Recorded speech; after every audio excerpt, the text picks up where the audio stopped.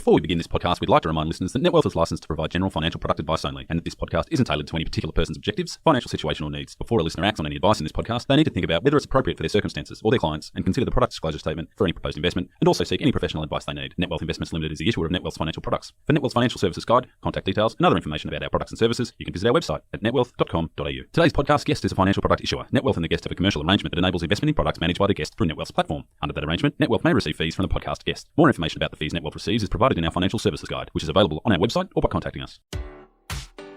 Hi, I'm Matt Heiner, Joint Managing Director of NetWealth, and welcome to the AdviceTech podcast series. In this podcast series, I talk to industry professionals and thought leaders about the role that AdviceTech plays in the financial advice industry and how intelligent use of technology is bringing tangible benefits to both their practice and also, and importantly, their clients. I hope you enjoy their unique perspective. Hi, and welcome to this episode. Great to have you on the show, Fraser. Hey, thanks for having me. It's really good to be joined by a fellow podcaster. I'm looking at you at the moment through Teams, and disappointingly, you've got much better kit than I do. So it's a competition already going on, eh? Never a competition. Look, before we kick off, I thought it'd be worthwhile for our listeners if you could just give a bit of context around sort of some of the work that you're doing. I thought it'd be very interesting to talk about why you podcast. Also talk about some of the work that you're doing at AI, and also, importantly, a bit about your passion, which is goals-based advice. Yeah, no problem. So, obviously that pretty much sums it up. But I'm the head of partnerships at Advice Intelligence. We're building goals-based advice software and a platform, which I love. It's kind of my dream job. I also get to talk about goals-based advice with some amazing people on a podcast every week. So, having a podcast is great because it pushes you to go and find people to chat to in the space. And not only do I learn and pick up, it's so motivating and interesting for me to have these conversations with people. So I kind of get more out of it than some of the listeners, I'm sure, sometimes. So yeah, so that's the way it works. I've been there about 3 years now, and we've been building out this platform, and looking forward to bringing it to market. Absolutely. So we might just stick on podcasting for a moment. I've been encouraging advisors now for a couple of years to give it a go. It's actually a lot easier than you would expect. Do you want to just talk about some of your experiences? And I think you've had similar conversations with many of your clients. Yeah, absolutely. So the thing about podcasting is it's a familiar long form content. So the fact that when you're talking on a podcast, you're often speaking for, 35, 45, 55, over an hour, and you're having these really in-depth conversations, and you're getting deep into some content. It's what I call health food, right? So it's not that short, sugary YouTube ad, or promo or something on social media. It's a long form, digestible piece of content that is healthy. So people dive in and they want that, they want to learn something from it. So they're getting into that. So I think when you do that and you do it consistently, you end up forming a bond with the listener, a bond of trust. So I think if advisors are doing it with their clients, not only are they giving their clients that long form content every week or 2 weeks or monthly or whenever they want to do it, but it's good shareable, knowledgeable information. And if you can provide something that's a little bit educational with a little bit of entertainment, then you've got something that your clients will want to share. And so I think it's a great, for many, many reasons, like new clients coming into the business, for nurturing your existing clients, for many reasons, it's a great idea. So there's some great examples of advisors doing podcasts. Dave Clark from Coda does a wonderful one where he interviews fund managers. Will Hamilton will often give economic updates. What are some of the topics that you see working well for advisors and that seem to be resonating with their clients? Yeah, well, I think you've absolutely got to work out who your client is, and who the target then market for your podcast is, and then what are the things that they want to know, and then how can you be helpful.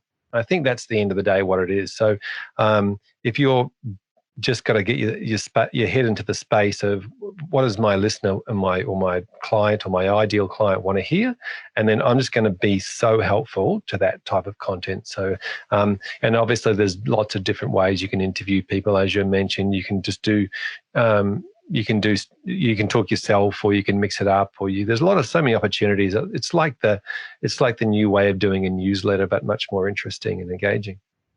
And that's a really good point. Podcasts are ultimately just another bit of content.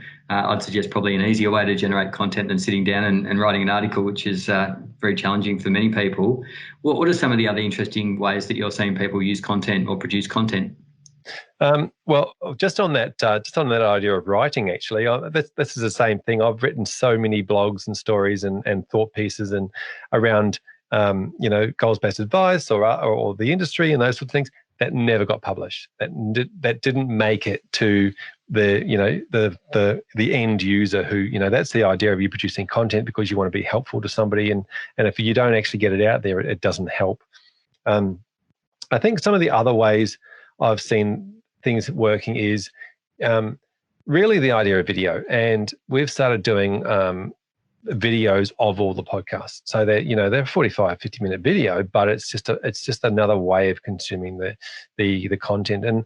And when people are working at home, as they're doing at the moment, but when people are working and they put on the background or those sorts of things, because podcasts were so good for the commute. And they were so good for, the walking the dog exercise type things, or doing the chores, or I've got to do this thing anyway. I may as well be listening to something that's educational and going to grow me while I'm doing this mundane chore. Exercise was a perfect one. And the commute obviously was another big one. So if, as people's lives changed a little bit over the time of COVID, so did their podcasting habits. And I think that's where, if you've got the video as well as the audio version, then you might be able to pick up what you've lost on the audio version. So when would you see them typically watching the video rather than listening to the podcast?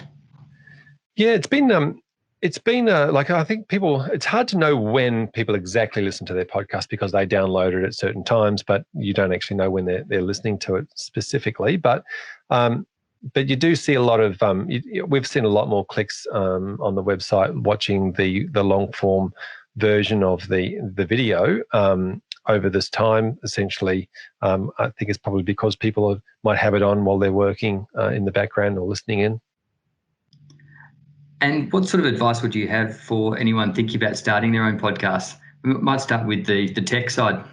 Yeah, well, the tech side is interesting because I guess it depends on the level of podcast, but you don't need a great deal of tech. I mean, the phones, and if you want to just record into that to start with, you've got microphones that can just plug into directly into your computer. You've got headsets, these sorts of things, and you don't have to go like I have done over the last couple of years and built on it. But it doesn't have to be expensive. Firstly, I would suggest that you get something, get a mic near your mouth. Right, that's the first thing. It doesn't have to be an expensive mic, but just get it close to your mouth, and that way you can set it so that you're picking up the volume of your voice, but not necessarily all of the background. You do need a platform. You do need to record it to something. You do need to get somebody to edit it or edit it yourself. And depending on the show, there'll be an intro and there might be an outro and all those things. But I would start, like, the technology is not the hard part really. It's just getting a voice down, and however the voice starts, and when somebody starts speaking, if the quality is not high, it's not great. It's not ideal. But people very quickly get used to the quality after about, the first couple of minutes. So, having whatever it is, as long as it's consistent all the way through, people then get used to it. So the first couple of minutes are a little bit, that sounds a bit weird, but then you forget about that. It just becomes the normal. So I wouldn't let the technology or the equipment stop you from doing it. I would just think you don't even need to have anything. The first thing you need to have is not equipment. It's, a plan around why you want to do it. What are you going to do? How you're going to do it? How are you going to fit it in every week? Because I think it's more important to get that consistency and regularity with your podcast than it is to have fancy equipment. Absolutely. And have you found an optimal frequency for your show? Funnily enough, I've done a lot of research on this because I like geeking out a little bit about podcasts. But we're doing it at one a week at the moment, and the reason being is because we're doing the video as well as the audio, and it's a lot of extra work, or it's a bit of extra work anyway. So my optimal was around the 1.5 to 2 times a week. Because after doing some research on stats and how that works, is that's often the optimal. Any more than 2 times a week, people don't have time to listen to it, especially if you're doing a longer form show. If you're doing a 10-minute snippets, short form content, then more than a couple of times a week could get you a lot more traction. But anything that's longer than 30 minutes, I would suggest once a week is plenty. And once a month is probably too little. Yeah, it's one of those things. It depends on it. Like if you're niche down, I've seen some good ones where, like you said, speaking to an investment manager, or talking about your investment philosophy, where you might find that if it's just you talking about it, then once a month might be okay. But if you're able to bring some other helpful content in that time frame, then I would certainly look at doing something alternatively every second week, and then you monthly one by yourself or something like that. Yeah. Fantastic. Okay. We've probably spent enough time talking about podcasts on the podcast. Preaching to the converted there, because people are listening to podcasts and they absolutely like. Yeah. You get to spend a lot of time out in the industry talking to a lot of people. Just interested in, I guess, some thoughts on some trends out there and what you're seeing. Well, certainly trends sort of changed this year a little bit. Obviously, there was a lot of movement towards, setting up some digital processes. One of the things that I find a little bit disturbing is, advice has come from this place where there was a few things that needed change in it, right? So there's been some changes made, but a lot of the time, the technology is being sought after to improve efficiencies or do things that improve the traditional way advice is given. And sometimes I see stuff that is a little bit disturbing, because it's like, let's improve. We've got a really bad system, so let's create some tech that improves that really bad system. So now it's super bad, right? It's like, well, hang on a minute. Let's start with the consumer rather than starting with trying to improve a system that isn't great, and then go, what would be the ultimate system for the consumer to have, and let's look at how we can then use technology to provide that. I mean, I as you know, I've been through I'm quite an advocate for the idea that the way that we've produced the SOA in the past has been pretty poor. And that we need to move to more of a digital or more engaging way. In the SOA, 100-page document, producing a better 100-page document may not be the answer, but producing something that consumers can actually understand and engage with is much more inviting to me. So there's I look at a lot of the trends that were happening when we went past Royal Commission, and then we tightened up a lot of processes, and we tried to streamline a whole lot of things, but we didn't necessarily fix the problem. We just tried to make a bad process, quicker. So we got to the bad part earlier. Which sounds simple, but re-engineering processes, particularly in the advice industry, is very challenging. Where do people start? Is it with the worst process, or is it with the one that they can fix the quickest? Yeah, that's probably a curly question, and I'll just have to answer it with it depends. But look, I think the answer is, sometimes it's about going back to the client and not fixing the process just yet. Sometimes it's about going to the client and saying, hey, we want to, do this thing. Is that going to make your life easier? Is that going to make your life better? Is that going to make you more engaged? And if the answer is no, then, I guess look at really what's the point of doing that? Because technology costs money. If you're going to develop it yourself, it costs a fortune. If you're going to integrate it with some of your existing stuff, it's going to cost money. And at the end of the day, you have to pass all that cost back on to the consumer, because they're the only ones paying the account or the bill, right? So it's either the shareholders of the business, which is generally you, or the shareholders of your financial planning business or whatever, or the consumers at the other end, and they're the only two that are going to pay for this whole process. So I think the answer is to work out what would be the best way of helping your client, and then go down that line rather than just trying to fix up something for the sake of it. Before we bring you the second part of this chat, a little bit about who we are. Launching 20 years ago, NetWealth is an ASX-listed company that is ranked number one for overall platform functionality and user satisfaction by Investment Trends for the past 3 years. As the financial advice landscape changes, it's important now more than ever to embrace new technology and enhance the way you do business. With this change comes your chance to innovate, explore new perspectives, and realise new efficiencies. NetWealth is here to support you on this journey by providing you market-leading technology, excellent customer support, and expertise to help you innovate in your business. Yeah, I think that's great advice. Speaking of advice, you're out in the market now pioneering goals-based advice, which is not necessarily a new concept, but doesn't generally have a high level of take-up in Australia. It's probably a lot to cover in this space, but do you want to just give a bit of background to why you decided that goals-based advice is the way of the future and what you're trying to do to broadly spread it across the country? Yeah, so well, I come from the advice background of, like trying to make my clients love the process that we go through and being disheartened with the way that our industry, and it's come from an industry, I know people will say, but it's a profession now, but it's a product-based industry. And look, and to be fair, that's the way it was. Product providers had product to be distributed. They do that through advisors, and this is the industry we've all been in. And clients have kind of been on the outside of that relationship. Really, the relationship's been, with the product providers. And so it's no wonder we have this product-based mentality. And you look at any advisor's websites under what they do, and it'll be product-based. It'll be, we do insurance and we do investment and we do superannuation and we do, right? They're nothing to do with what the client's end motivations or goals are. And, many years ago, I did a lot of work with the AFA, and we were trying to work out how to increase the 2 in 10 number of engagement by essentially doing the same thing, like trying to work out how do we have different conversations or whatever it might be. And so that's probably where it started for me, in the idea of how do we actually engage consumers in wanting this? And, the Simon Sinek start with the why. Well, the why they get financial advice is so that they can, achieve their goals and dreams and do these things. And a big part of what I see every day is the confusion between financial strategy and goals.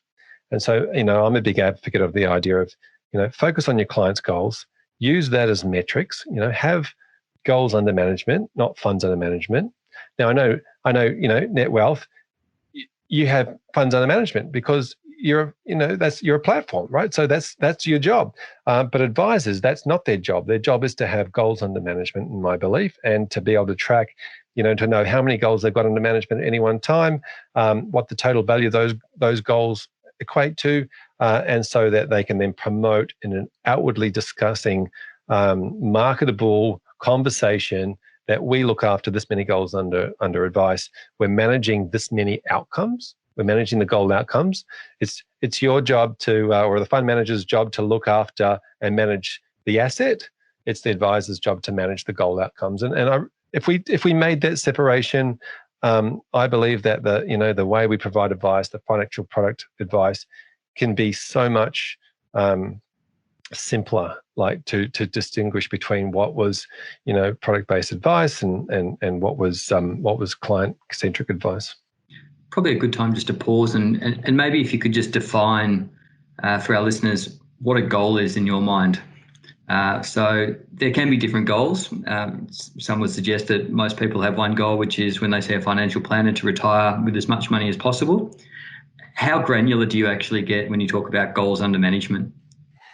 Well, this is the thing. If you want more funds under management, you need more money. If you want more goals under management, you go more granular when it comes to the goals, right? So things like, so often I hear people say, like, consolidating super or, reviewing my insurances. And to me, they are not goals. They are financial strategies, right? So I think the first thing to do when you want to work out what a goal is to start with the idea of the advisors know financial strategies.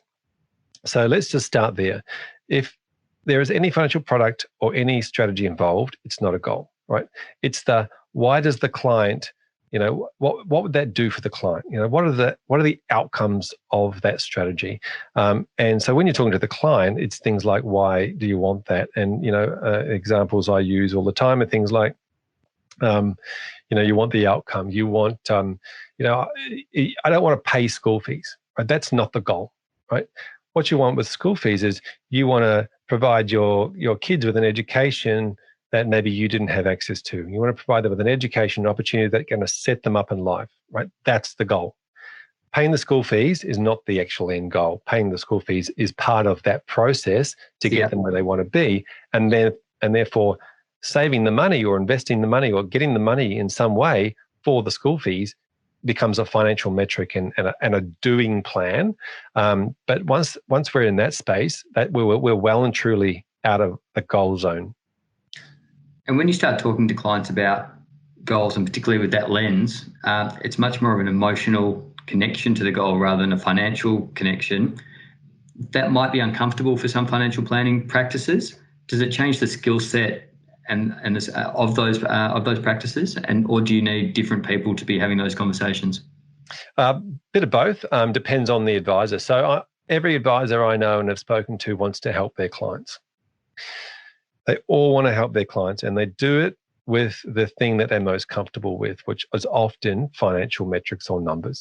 But there are other people in their office, or they can get somebody else, or they can learn, the financial behavioural side of it to help their client. And some advisors, lean more towards that, in fact, and then they want to do that part of it more because they can see the emotional side is actually the more rewarding side when you see your client's emotion coming back to you. So I think, I haven't seen too many people who don't want to go there. It can be a little bit uncomfortable because it's kind of like starting a new relationship. How do we work this new relationship? But essentially, it's, the outcomes are much more rewarding. So, a lot of people, I haven't really seen too many people who don't want to be better at having those client relationships. Obviously, there are some people who, are introverted and just like the numbers and just want to deliver that, and that's fine. I would suggest in those situations that you partner with a life coach or somebody that can do the soft skills side of it or the emotional side of it. And you never know, if that partnership works, they'll be introducing their existing clients to your financial advice service, and you'll be using them. So either internally, externally, there's a whole lot of ways of doing it, but I guess it's just a matter of don't just ignore it because the clients still have feelings. Absolutely. And you hear stories about clients ending in tears in that first meeting when they actually sit down with their partner and really identify what the other person wants from life in relation to their goals and dreams. Yeah, absolutely. And that's certainly, you hear a lot of stories of shock around what one partner believed was, the pathway they were on and what the other partner wants. So, there certainly can be a counselling side of it. So going back to the original question about goals under management, so how many goals typically at a granular level would a client end up having? Is it a legacy goal, an education goal, acknowledging that there's bigger outcomes than that? What's the typical number of goals that you would manage to? Yeah, look, I think about 8 to 12 is the number. There's definitely always long-term goals in there, and that's what you want. You want to have striving towards these long-term goals and be able to understand how your habits and behaviours affect those goals. But you also want to have a lot of short-term goals, things to focus on in the short term, and goals in different areas. So some things might be about you, some things might be about some travel or some things you want to do. Other goals might be around different people or in your family or that you want to help. Some goals might be financial and some, so it just depends, but it's good to have a bit of a selection from different areas to focus on at the same time. So given that many of the goals will actually not be financial related, are you seeing any interesting developments where advice firms are offering broader services than they may have historically? Well, a lot of goals would have some sort of financial realm to them now, but they don't have to be a large financial realm. So, some goals could just be around, finding an excuse to or getting permission to go on that yoga retreat or do things that you can afford, but you're just not sure if you can or you can't. So it's around that certainty piece. And in that situation, I would encourage advisors to have, to have that list of 100 lifetime goal achievements or a bucket list or those sorts of things, and to be able to start there and then put some parameters around the long-term ones when you do the prioritization. So what are the things that must be in there? And then what are some of the things that we can introduce that are nice to haves or wants that you can actually give the clients permission to have? Because that actually sets up a pathway of credibility around helping them achieve a few goals. It also gives them something to talk about, something for them to post on social, something for them to say, hey, my advisor said, did this and helped me go on this holiday or do this retreat or whatever it might be. And then getting those initial goals out of the way, and then next year you can bring some more goals in. So it's about getting, a lot of different goals in there that are filling different emotional values and needs for the client. The theory sounds fantastic. The adoption has been low in Australia, and the implementation can be very challenging. Are the two linked?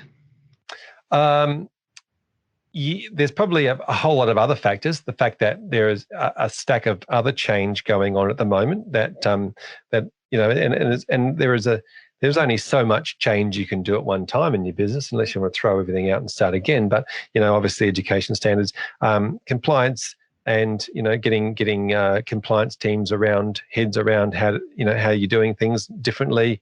Retraining of staff. If you've got existing clients, then going back to those existing clients and saying, hey, when we do the renewal, we're going to do things a little bit differently, and retraining them. So that it's not a small piece of work changing your business model, obviously. So in amongst the fact that there's so much else going on at the moment with obviously different education standards and changes in legislation and all these sorts of things. So I think the adoption has been it hasn't necessarily been slow, because there's definitely the itches there that advisors want to do it. It's just a matter of again, how do they fit it in? And often the methodology has been this it's been a philosophy, right? There's been no real practical, tangible steps. You can't just go and say, well, how do I do it? And so part of what I'm trying to do is create the easy steps for advisors to go, oh, I can just insert that there, and start running with it. And if we just look at the tech side for a moment, again, the implementation of goals-based advice can be very challenging. You're having to collect, report, and manage to a very different metric to what you may have historically. And more importantly, many goals are actually linked to each other, and those linkages change over time. Do you think that's been a major impediment to the broader adoption outside of some of the other changes you touched on? Yeah, there's definitely a little bit of re-understanding of how of how you do your progress or review meeting with regards to having different investment portfolios for different goals and different timeframes. But that stuff's not really that hard to get your head around if you've got good systems and processes in place. And as you said before, if the technology can separate that reporting out for you to be able to present to your client, this money over here, that's for that goal. It's tracking on track or it's off track. Like are we doing? Is it just the investment that's pushing towards that goal, or do we have cash flow going in as well? And how's that working? So definitely technology is going to just make that a lot easier for advisors. And what are some of the things that you're doing? Are you working with advisors, coaching advisors, or is it how exactly are you trying to spread the word, so to speak? Yeah, so obviously outside of the podcast, we're doing a goals-based advice academy to talk about this exact thing. So to be able to say, well, try this, try that, here's some other things. There are quite a few advice coaches around in Australia at the moment that are helping firms set up goals-based advice, which is great. And obviously, we're trying to build out the software so that it's out of the box almost for advisors to be able to produce goals-based advice. Are there companies overseas that you look at and think, wow, they're doing it really well? Yes and no. I think everybody there's definitely a lot of people trying to do it well, and people have different systems, and you can pick up on the system and run with their system. But the problem has always been in those systems, they don't necessarily supply the technology. So I have seen a couple. I've seen one in Brazil that's doing an amazing job in this space with regards to looking after many families, and they've produced their own software and based on, just because of the size of their business, they were able to do it. They're a business that looks after about 800 families, 8,000 families, and on their way to helping over 1 million Brazilians. So they've got the size to invest in the software, but it's been very difficult for businesses, I guess, to have the to create the software around what they're doing if they're a smaller business. And charging for goals-based advice, moving away presumably from asset-based fees.